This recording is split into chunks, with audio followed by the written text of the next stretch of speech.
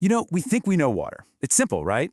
It's everywhere. But what if I told you that we can take ordinary water and transform it into something so pure, so empty, that it actually becomes chemically aggressive? And that this strange water is essential for creating the very technology you're using to watch this. Well, let's start this incredible journey to absolute purity. And this is the key to the whole thing. People in the industry call it hungry water. Why? Because it's been stripped of literally everything, all the minerals, all the ions, all the particles, which leaves it in a super unstable state. It's kind of like a chemical vampire, you know? It's desperately trying to grab onto anything it touches just to feel normal again. And it's that exact aggression that makes it the ultimate cleaning agent. So what is this stuff officially? It's called Ultrapure Water, or UPW for short. And let's be clear, this is not just filtered water. It's not distilled water. We are talking about water that is so clean, it's pretty much just H2O molecules. It's so pure that its basic properties are fundamentally different from the water that comes out of your tap. And this slide really shows you just how different it is. I mean, look at this. On the left, you've got tap water, full of ions, which makes it a pretty good electrical conductor, so it has low resistivity. But on the right, that's UPW. Its resistivity is an insane 18.2 megaohm centimeters. That's basically the theoretical maximum for pure water. And its organic carbon, we're measuring that in parts per billion. It's not just a little bit cleaner, it is on a completely different planet of purity. Okay, so how in the world do you even make something this pure? Well, it's not a single step, it's a whole odyssey. It's like a gauntlet that raw water has to be forced through to get transformed into this extreme aggressive state. So this journey has three main phases. First up is pretreatment, which is kind of like basic training for the water. Then comes primary treatment. This is where the real heavy lifting happens. And finally, you have polishing, which is like the high-tech finishing school where it gets that near-perfect nanoscale purity. All right, stage 1, pretreatment. This is all about getting rid of the obvious troublemakers. You've got screens to take out things like leaves and sticks, then multimedia filters with layers of sand and other stuff trap the smaller particles. After that, they add chemicals to make the tiniest particles clump together so they're easier to remove. And finally, activated carbon acts like a sponge, soaking up things like chlorine that could mess up all the sensitive equipment down the line. Okay, now for the heavy lifting, primary treatment. Here, they use a process called reverse osmosis. They use immense pressure to literally force water through a membrane that is so fine, something like 99% of all the dissolved ions can't squeeze through. For the few that do make it, electroionization comes next, which uses an electric current to just pull those last few ions out. By the end of this stage, the water is already incredibly pure. But believe it or not, it's still not pure enough. This is the final stage, polishing.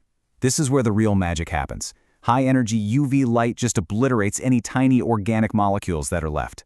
Gases get stripped out, and then a final pass through some super specialized resins and ultrafine filters finally gets the water to that magic number, 18.2 megaohms of resistivity. This is the moment it becomes truly, absolutely pure. So, you have to be asking, why on earth would anyone go through all this trouble? Why is this level of absolute perfection even necessary?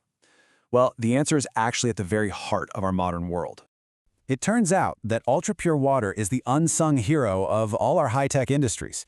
That hungry, aggressive nature we talked about makes it the perfect cleaning agent for surfaces that have to be flawlessly atomically clean. And its uses are absolutely critical. Think about semiconductor manufacturing. A single microscopic dust particle from regular water can wreck an entire batch of computer chips. In pharmaceuticals, it's the foundation for safe, sterile medicines and vaccines. It's used in power plants to stop corrosion, in labs for supersensitive experiments. Heck, the screen you're looking at right now was almost certainly cleaned with UPW. In these fields, purity isn't some luxury, it is an absolute necessity. But here's the twist. There's a paradox here. This relentless quest for absolute perfection, well, it creates some surprisingly messy problems for the environment. Let's just talk about sheer volume for a second. A single large semiconductor factory can burn through 3,000 cubic meters of ultra-pure water every single day. To put that in perspective, that's more than an entire Olympic-sized swimming pool's worth of water every day for just one building. And creating this stuff is incredibly energy intensive. It takes over 3 kilowatt hours of energy to produce just 1 cubic meter of UPW. That is a massive power draw, mostly for those high-pressure processes like reverse osmosis. And here you can see what that energy use really means for carbon emissions.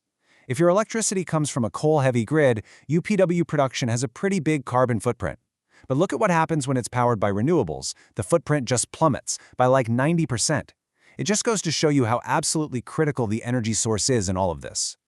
And beyond energy, you've got the waste. The process uses really strong acids and bases that have to be dealt with. And what's worse, for every liter of ultrapure water you make, you're left with about 1.5 liters of this toxic, super salty wastewater called brine. If that stuff gets dumped improperly into rivers or the ocean, it can literally create underwater dead zones where nothing can survive.